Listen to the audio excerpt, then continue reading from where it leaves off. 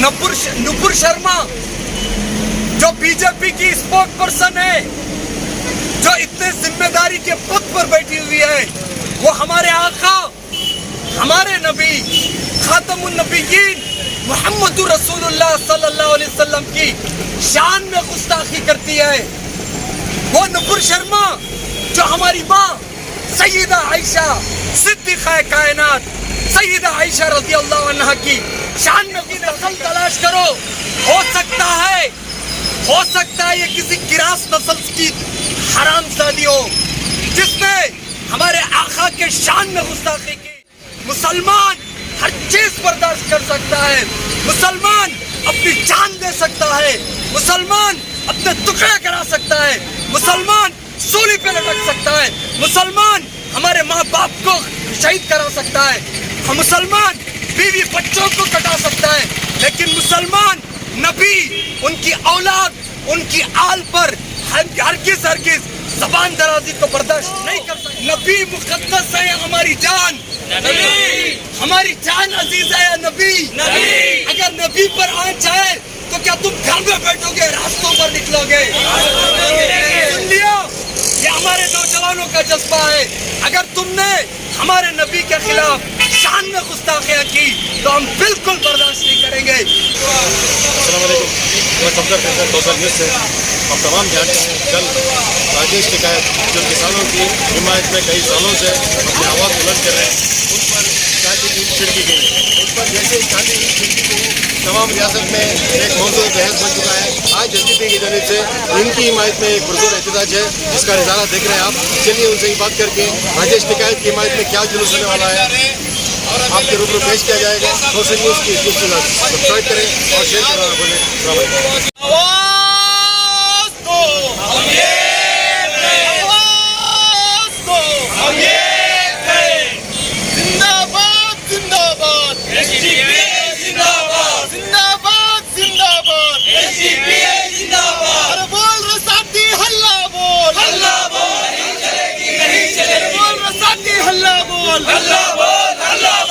विरोधी मोदी सरकार पे हल्ला बोल, विरोधी मोदी सरकार पे हल्ला बोल, लाठी गोली की सरकार नहीं चलेगी, नहीं चलेगी, लाठी गोली की सरकार नहीं चलेगी, नहीं चलेगी, आरएसएस की ये सरकार नहीं चलेगी, नहीं चलेगी, विरोधी ये सरकार नहीं। किसानों की हिमायत में आवाज़ उठाने वाले कि मसीहा के तौर पर जाने जाने वाले ऐसे शख्स पर इस तरह का जो इक़दाम है, काली इंक का छिड़कना हर एक सेकुलर लोगों के चेहरों पर काली इंक छिड़कने के मुवाफिक है। आप क्या कहेंगे sir? Social democratic party of India से जुल्म के खिलाफ है। जो कल राकेश टिकैत साहब पर, जो किसान यूनियन के लीडर थे, जिनकी बहुत बड़ी कुर्बानियाँ हैं, सिर्फ राकेश टिकैत की नहीं, उनके वालिद नरेश टिकैत, फिर उसके बाद अब जो वो किसान यूनियन संभाल रहे हैं, जिसे पूरा मुल्क अन्नदाता कहता है, किसानों के खिलाफ उठने वाली हर आवाज़ के खिलाफ वो सामने आते हैं। उनके खिलाफ उनके चेहरे पर कालिक और रोशनाई पोती गई। ये असल में उनके चेहरे पर नहीं, ये संघ परिवार वालों ने मुल्क के दस्तूर पर स्याही पोती है, हर सेकुलर चेहरे पर स्याही पोती है, मुल्क के हर इंसाफ पसंद के चेहरे पर स्याही पोती है। इसलिए मैं आज social democratic party of India की जानिब से ऐसी हरकत करने वालों को वार्निंग देना चाहता हूँ, या अपनी इन हरकतों से बाज आ जाओ, वरना हमारे मुकाबले के लिए खड़े हो जाओ। क्योंकि हम अब इस मुल्क को, टीपू के इस गुलशन को, बाबा साहब के इस चमन को, बाबा साहब के इस संविधान को ऐसे ही जाने नहीं देंगे। बहुत कुर्बानियों से मुल्क हमने बनाया है और बचाया है। फिर इंशाअल्लाह जो आरएसएस के चड्डीधारी लोगों ने जो इस मुल्क को बिगाड़ा है, फिर से हम इस मुल्क को इंशाअल्लाह बनाएंगे भी, बचाएंगे भी इंशाअल्लाह। और राकेश टिकैत की तायद में हम लोग खड़े हैं और कंडम करते हैं। सुना के करना बेंगलुरु पुलिस ने उनको अरेस्ट किया, इतना काफ़ी नहीं है। मैं बेंगलुरु पुलिस से कहना चाहता हूँ, जिनको अरेस्ट किया उनके पीछे किसका हाथ है, उनके पीछे मास्टरमाइंड कौन है, उसे भी फ़ौरन अरेस्ट किया जाए। और मैं कहता हूँ कि ये बेंगलुरु इंटेलिजेंस का फेल्यूर है।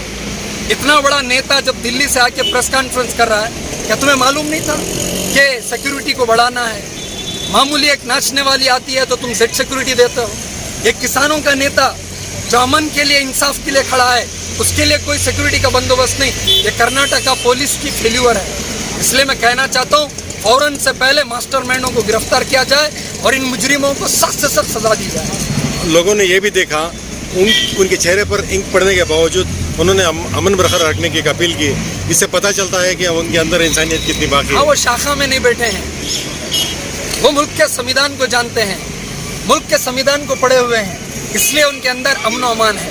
जो मारने वाला था वो किसी RSS की शाखा से आया था। इसे हर आदमी को मालूम कर लेना चाहिए। मुल्क में जितने बम ब्लास्ट हो रहे हैं, मुल्क में जितने हत्या हो रही हैं, मुल्क में जितने लिंचिंग हो रहे हैं, मुल्क में जितने रेप हो रहे हैं, ये सारे के सारे कोई ना कोई RSS की शाखा से या बीजेपी का नेता या बीजेपी पार्टी से ताल्लुक़ रखने वाला यही लोग हैं। यही इस मुल्क का कैंसर है, यही इस मुल्क का वायरस है। कोरोना से एक आदमी मरता है, ये बीजेपी RSS से पूरा भारत मर रहा है, पूरे महाभारत की GDP मर चुकी है। इसलिए हम सबको, हिंदू, मुस्लिम, सिख, ईसाई, दलित, आदिवासी, क्रिश्चियन, हर एक को मिलकर ये फैसला लेना चाहिए कि इस मुल्क के सबसे बड़े वायरस RSS और बीजेपी को कैसा हम एक साथ मिलकर ख़त्म करें। मैं आपके मीडिया के माध्यम से हर एक को ये पैगाम देना चाहता हूँ, निकलो, रास्तों पर उतरो। अब वक्त आ गया है मुल्क में फिर दोबारा आज़ादी का एक आंदोलन हमें दस्तूर ने दिया है उसे शुरू करने का, ताकि इस मुल्क को श्रीलंका बनने से हम बचा सकें। बिल्कुल सर, ये मैसूर में जिस तरह किया गया है, दीगर शहरों में भी SDP की जानिब से जहाँ जहाँ कर्नाटका में SDP है, हाँ, पूरे मुल्क में जहाँ जहाँ SDP है, हर टाउन, हर पंचायत, हर इलाका, हर जिले, हर शहर में इस तरह के प्रोटेस्ट हमने किया है। और इंशाल्लाह आज और कल, अच्छा, कल रात से ही शुरू कर दिया है, अच्छा, और आज हमने किया है। इंशाल्लाह सिर्फ एक प्रोटेस्ट नहीं, जो भी मुल्क विरोधी, संविधान विरोधी जो भी आवाज उठेगी, सबसे फर्स्ट सफ में इंशाल्लाह social democratic party of India खड़े होकर उसका मुकाबला करें। शुक्रिया सर। ರಾಕೇಶ್ ಟಿಕಾಯತ್ ಒಬ್ಬರು ರಾಷ್ಟ್ರೀಯ ರೈತ ಚಳವಳಿಯ ಸ್ಪೋಕ್ಸ್ ಪರ್ಸನ್, ಅವರಿಗೆ ಮಸಿ ಬಳಿಯುವ ಕೆಲಸ ಸಂಘ ಪರಿವಾರದ 2 ಕಾರ್ಯಕರ್ತರು ಏನು ಮಾಡಿದ್ದಾರೆ, social democratic party of India ಇಡೀ ರಾಷ್ಟ್ರಾದ್ಯಂತ ಮತ್ತು ರಾಜ್ಯಾದ್ಯಂತ ತೀವ್ರ ಮಾತಿನಲ್ಲಿ ಖಂಡಿಸುತ್ತದೆ. ಇದು ರಾಕೇಶ್ ಟಿಕಾಯತ್ಗೆ ಮಸಿ ಬಳಿಯುವ ಕೆಲಸ ಅಲ್ಲ, ಇಡೀ ರೈತ ಅನ್ನದಾತರಿಗೆ ಮಸಿ ಬಳಿಯುವ ಕೆಲಸವನ್ನು ಈ ಸಂಘ ಪರಿವಾರದವರು ಮಾಡಿದ್ದಾರೆ. ಯಾರು ಸಂವಿಧಾನದ ಬಗ್ಗೆ, ದಲಿತರ ಬಗ್ಗೆ, ರೈತರ ಬಗ್ಗೆ, ಆದಿವಾಸಿಗಳ ಬಗ್ಗೆ ಮಾತಾಡ್ತಾರೆ, ಅವರ ಗತಿ ಇದೆ ಅಂತ ನಾವೆಲ್ಲರೂ ತಿಳ್ಕೊಳ್ಬೇಕಾಗಿದೆ. ಯಾರು ನ್ಯಾಯದ ಪರವಾಗಿ ಮಾತಾಡ್ತಾರೆ, ಈ ಸಂಘ ಪರಿವಾರದ ಯೋಚನೆ ಮಡಗುವ, ಸಂಘ ಪರಿವಾರದ ಐಡಿಯಾಲಜಿ ಮಡಗುವ ಪ್ರತಿಯೊಬ್ಬ ವ್ಯಕ್ತಿಯೂ ಕೂಡ ಈ ಸಹಿಸಲ್ಲ. ಇದನ್ನು ನಾವು ಅರ್ಥ ಮಾಡ್ಕೊಳ್ಬೇಕಾಗುತ್ತೆ. ಸಂಘ ಪರಿವಾರದವರಿಗೆ ಒಂದು ಎಚ್ಚರಿಕೆಯನ್ನು ನೀಡಕ್ಕೆ ಇಷ್ಟಪಡ್ತೇನೆ.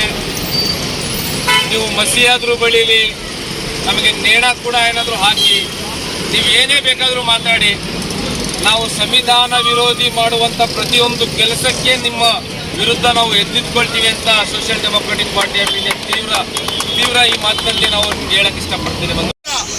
जैसे ही ये बात सामने आई, सबसे पहले पूरे कर्नाटक में एहतजाज करने वाली SDPI social democratic party of India, और आज पूरे हिंदुस्तान में उनके ताल्लुक से एहतजाज चल रहा है।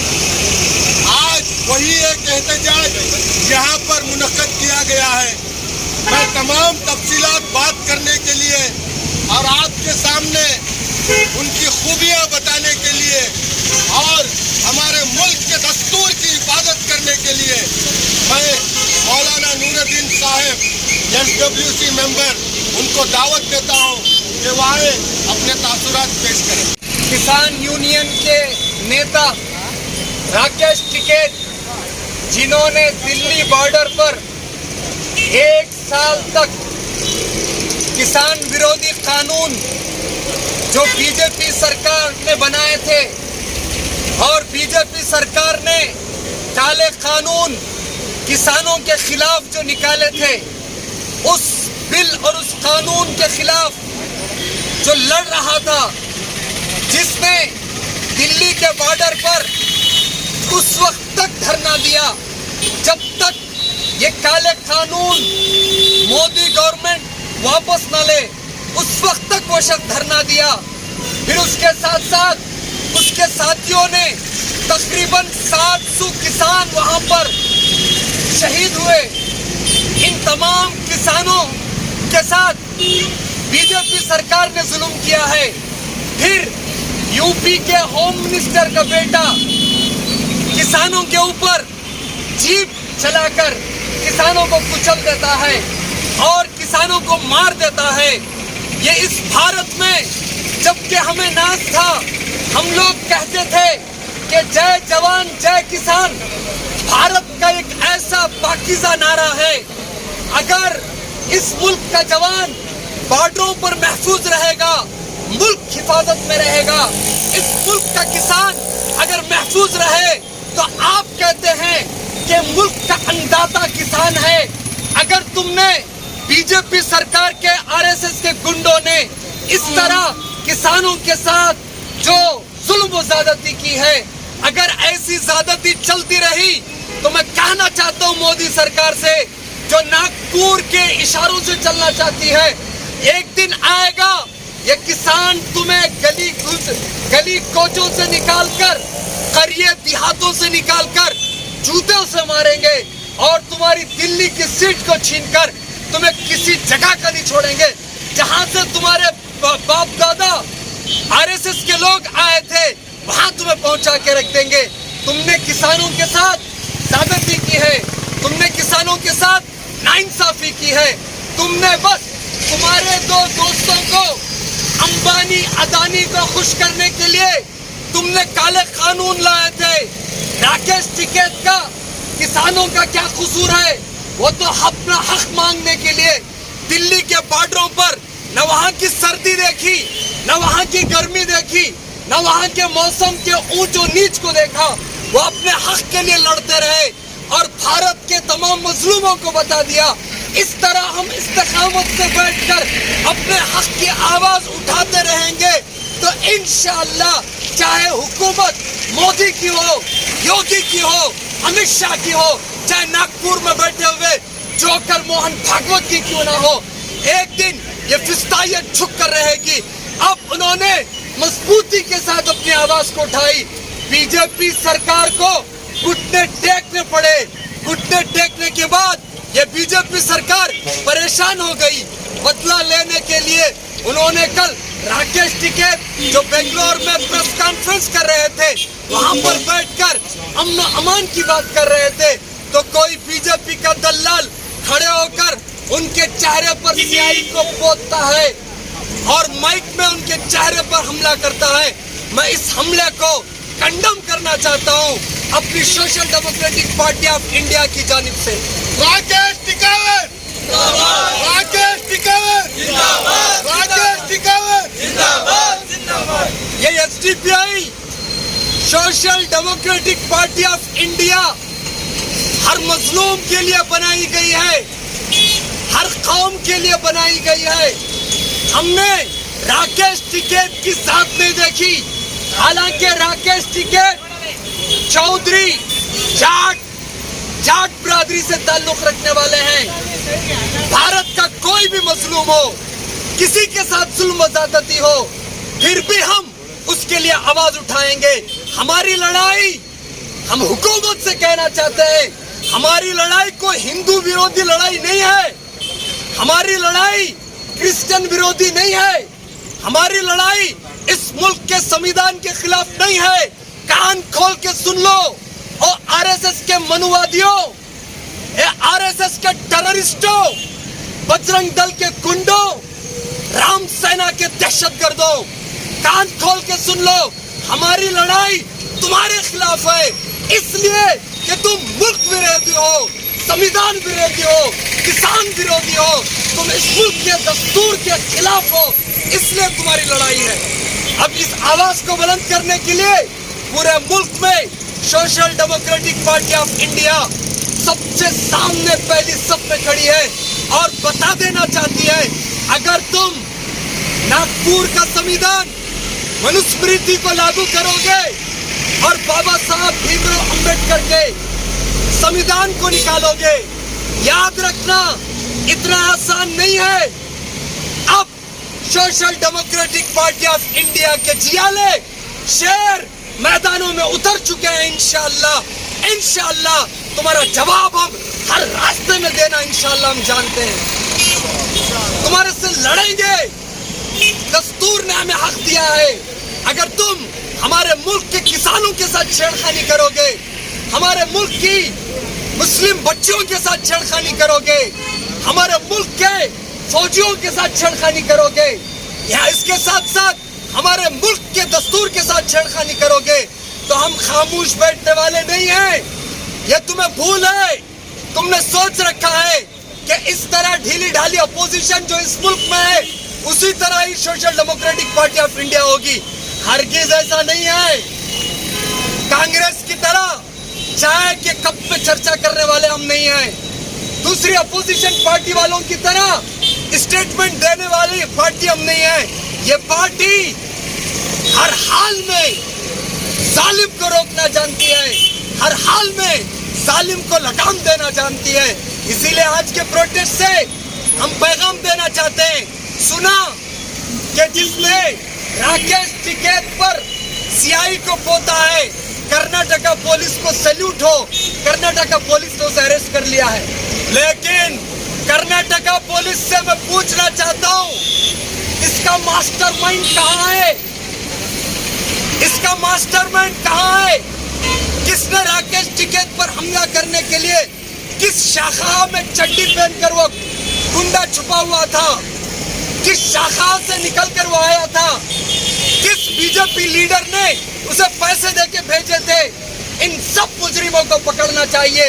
Social democratic party of India की यही मांग है आज के प्रोटेस्ट से। इन तमाम मास्टरमाइंडों को, बिल में छुपे हुए आरएसएस बीजेपी के टेररिस्टों को बाहर निकालो, रास्तों पे खींचो, इन्हें जेलों में ठोसो, तभी हमारा कर्नाटका सेफ रहेगा। क्योंकि हमारा कर्नाटका अमन, शांति, भाईचारा का एक खूबसूरत गुलदस्ता है। जब तक यहाँ से ये आरएसएस बीजेपी, राम सेना और बजरंग दल के लोग खत्म नहीं होंगे, उस वक्त तक हमारे कर्नाटका में चैन नहीं आ सकता। दूसरी बात, नुपुर शर्मा जो बीजेपी की स्पोक पर्सन है, जो इतने जिम्मेदारी के पद पर बैठी हुई है, वो हमारे आका, हमारे नबी खातमुन नबीयीन मुहम्मद रसूलुल्लाह सल्लल्लाहु अलैहि वसल्लम की शान में गुस्ताखी करती है। वो नुपुर शर्मा जो हमारी माँ सैयदा आयशा सिद्दीक़ा कायनात सैयदा आयशा रज़ियल्लाहु अन्हा की शान में गुस्ताखी करती है। मुसलमानों, हमारे मुल्क के दस्तूर ने, हमें कानून ने इजाजत दी है कि ऐसी फाहिशा औरत के खिलाफ हम आवाज को बुलंद करें। मैं तो ये कहना चाहता हूँ बीजेपी वालों को, इसकी नस्ल तलाश करो। हो सकता है ये किसी गिरास नस्ल की हरामजादी हो जिसने हमारे आका के शान में गुस्ताखी की।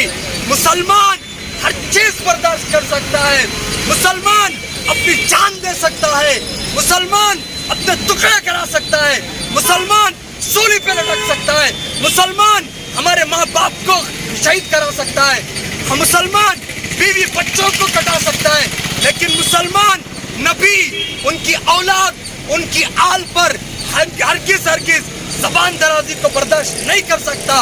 मैं सरकार से कहना चाहता हूँ, इस नुपुर शर्मा को लगाम दो, वरना हमारे नौजवान नबी की अजमत, नबी के तहफ़्फ़ुज़, आपकी इज्जत की खातिर इंशाअल्लाह जामे शहादत नोश करना पड़े, हम शहीद हो जाएंगे, हम कट जाएंगे, मर जाएंगे, नबी की नामूस पर इंशाअल्लाह आंच आने नहीं देंगे। मैं एसपीपी के जियालो, मैं तुमसे पूछना चाहता हूँ, बताओ, नबी मुक़द्दस है या हमारी जान? नबी। हमारी जान अजीज है या नबी? नबी। अगर नबी पर आंच आए तो क्या तुम घर में बैठोगे, रास्तों पर निकलोगे? सुन लियो, ये हमारे नौजवानों का जज्बा है। अगर तुमने हमारे नबी के खिलाफ शान में गुस्ताखियां की तो हम बिल्कुल बर्दाश्त नहीं करेंगे। इतना कहकर मैं अपनी बात खत्म करता हूं और मैं कहना चाहता हूं, फौरन इन गुंडों को लगाम दो, वरना मुल्क का अमन भाईचारा तबाह व बर्बाद होकर रह जाएगा।